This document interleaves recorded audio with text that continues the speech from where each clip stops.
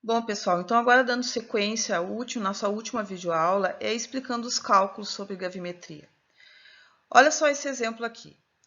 O cálcio presente em uma amostra de 200 ml de uma água natural foi determinado pela precipitação do cátion com, no caso aqui, formando então o oxalato de cálcio. Tá? Lembre-se que eu mostrei lá na aula anterior que se usa, por exemplo, ácido oxálico, alguma substância que tenha o ânion oxalato para formar o precipitado aqui com o cálcio. O precipitado, então, ele foi filtrado, lavado e calcinado em um cadinho com uma massa. Então, a massa do cadinho, quando vazio, era 26,6002. A massa do cadinho mais o óxido de cálcio, lembra que eu falei para vocês que após a calcinação se forma óxido de cálcio. Então, ele foi calcinado e sobrou óxido de cálcio.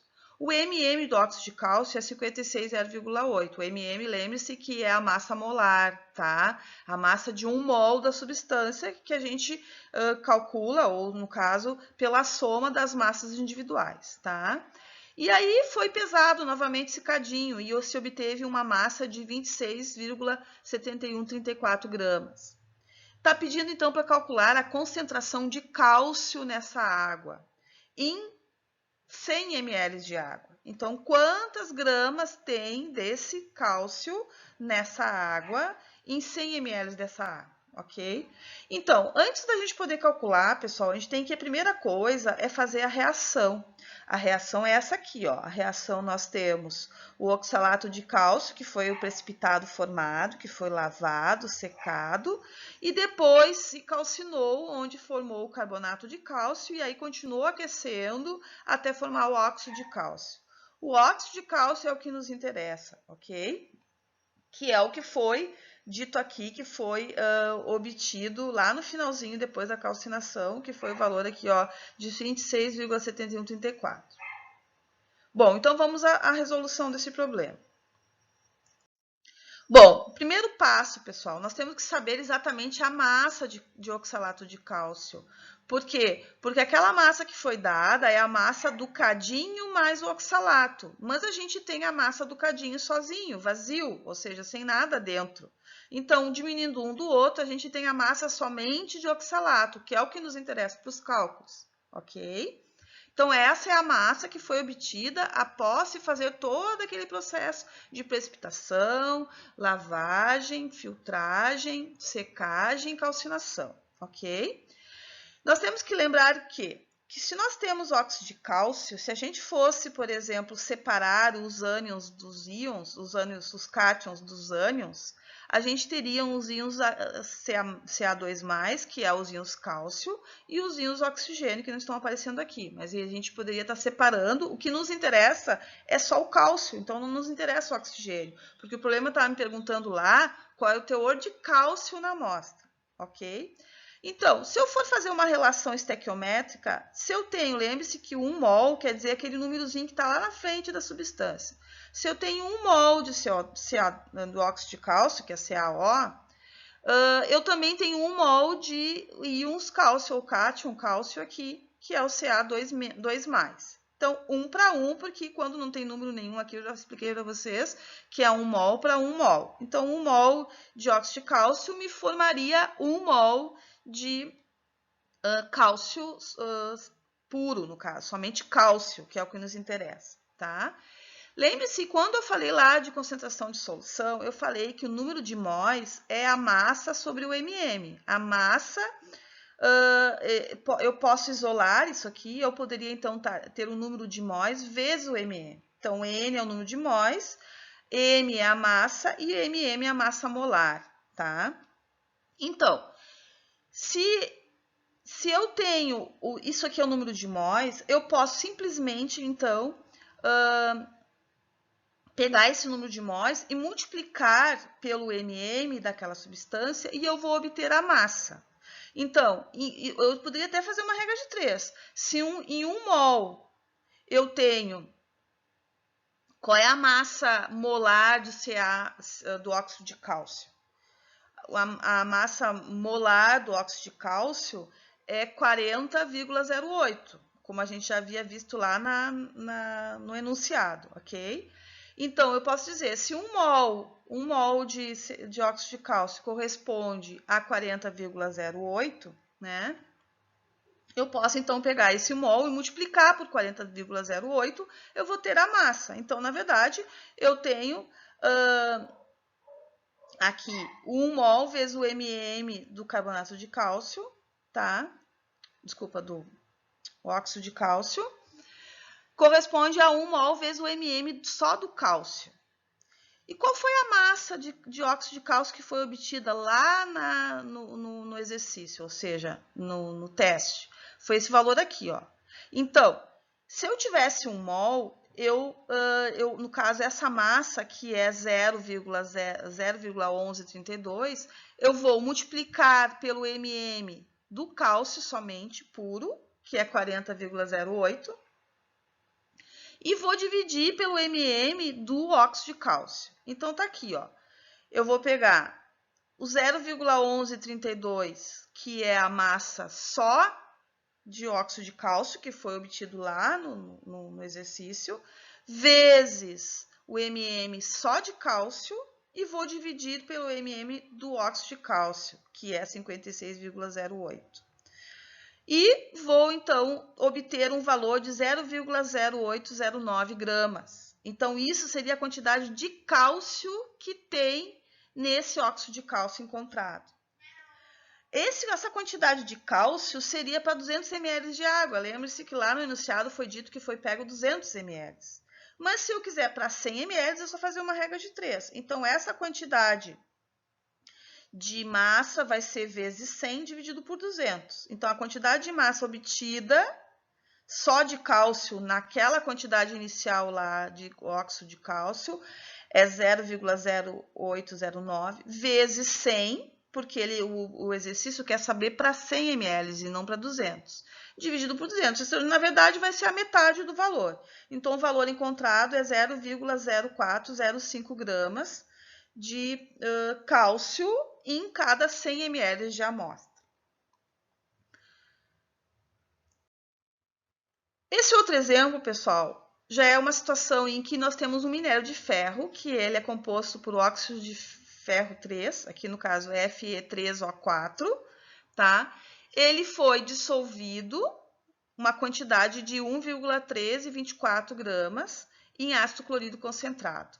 A solução resultante, então, foi diluída em água e o ferro 3 foi precipitado na forma de Fe2O3, hidratado, que isso aqui quer dizer hidratação, pela adição de amônio. Depois foi filtrado e lavado. O resíduo, então, foi calcinado a alta temperatura para gerar uma quantidade de massa, que é essa aqui, 0,5394 de Fe2O3 puro. Isso aqui é o MM do Fe2O3 puro. E está pedindo para calcular a percentagem de ferro e de Fe3O4 na amostra. Aqui são alguns dados que a gente vai precisar para os cálculos. E essas são as reações. Então, na verdade, pessoal, nós temos inicialmente o minério, que é Fe3O4, que ele vai reagir e vai se separar em dois tipos de óxidos, tá? Óxido de ferro 2 e óxido de ferro 3.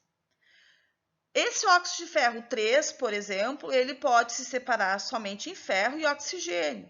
E o óxido de ferro 2 também pode se separar em ferro e oxigênio. Então, na verdade, quando a gente está pedindo a quantidade de ferro na amostra, a gente precisa considerar a quantidade de ferro que vem do ferro 2 e que vem do ferro 3, ok?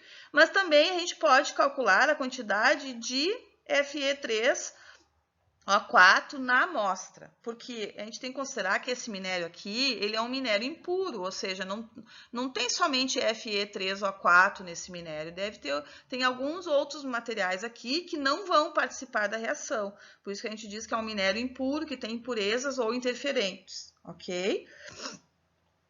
Bom, para resolver essa questão, então, a primeira coisa, a gente tem que mostrar aquela reação lá do Fe3O4, formando óxido de ferro e óxido de ferro 2 e óxido de ferro 3. Então, a relação estequiométrica do óxido de ferro 2 para o óxido de ferro 3, ou seja, desse para esse, é 1 para 1. Então, qual é a massa molar do óxido de ferro? A gente já tinha lá pego no exercício, eu já dei lá nos dados, que é 71,84. E qual é a massa molar do óxido de ferro 3? É 159,69. Qual foi a massa que foi achada lá no exercício de óxido de ferro 3?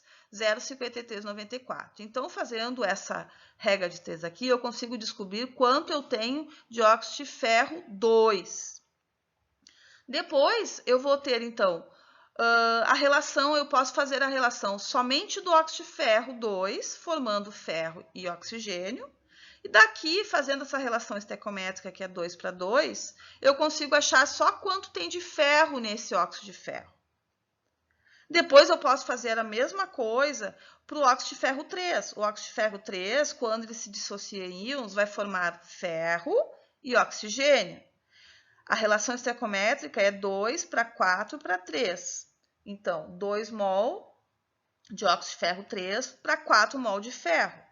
Então, aqui eu tenho as razões molares, estequiométricas, e eu tenho o valor de óxido de ferro 3 que foi encontrado lá no problema. Então, eu consigo descobrir o quanto eu tenho de ferro nesse material. E aí, então eu achei ferro no óxido de ferro 3 e achei também ferro no óxido de ferro 2.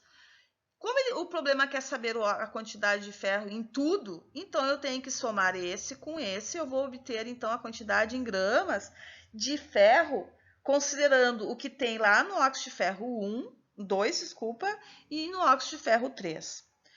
Isso aqui é a massa inicial da amostra, que seria o meu 100%. Mas eu achei isso aqui de ferro.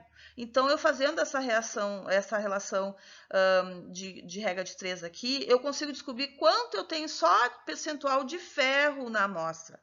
Então, se essa massa toda aqui, que era a massa que foi coletada de minério para se fazer a gravimetria, a precipitação, secagem, calcinação, corresponde a 100%. Essa massa aqui da soma dos ferros vai ser o percentual de ferro na amostra. Então, nesse caso aqui, é quase 50% de ferro na amostra. Então, já está respondida a primeira pergunta, que é quanto tem de ferro na amostra. Mas também se perguntou quanto tem de Fe3O4 na amostra. Então, a gente pode fazer essa relação aqui, ó. A gente sabe que a quantidade de massa de Fe3O4 vai ser igual à quantidade de massa de óxido de ferro 2 mais a massa de óxido de ferro 3. Então, pela relação de Lavoisier, as massas se conservam. Então, essa massa aqui vai ser igual à soma dessas massas aqui. Bom, a massa só de óxido de ferro, a gente já tinha calculado lá em cima, que era 0,2427. Mais a massa só de óxido de ferro 3, que foi dado no problema, que é 0,5394. A soma disso, então, me dá a quantidade de Fe3O4 que eu tenho na amostra. Só que a quantidade de amostra que eu pesei foi aquele 1,1324, que corresponde a 100%. Então, essa massa aqui vai corresponder a quanto em percentual? Então, na verdade, eu tenho de Fe3O4, eu tenho mais ou menos 69%. Ou seja, aqueles outros 31% é impurezas ou interferentes que não são Fe3O4, ok, pessoal? Espero que eu tenha conseguido me fazer entender sobre esse assunto. Eu sei que é um assunto complicado, mas vamos conversar no chat e vocês podem me mandar perguntas no privado também, sem problemas, que eu vou tentar explicar da melhor forma possível, tá, pessoal? E eu vou estar passando agora uma tarefa para vocês fazerem, que vai valer como presença e vai ser da mesma forma que foi das aulas anteriores. Vocês têm até 24 horas, até as 10h30 da noite de amanhã, para responder essa tarefa relacionada ao assunto de hoje, ok? Obrigado e até a próxima videoaula.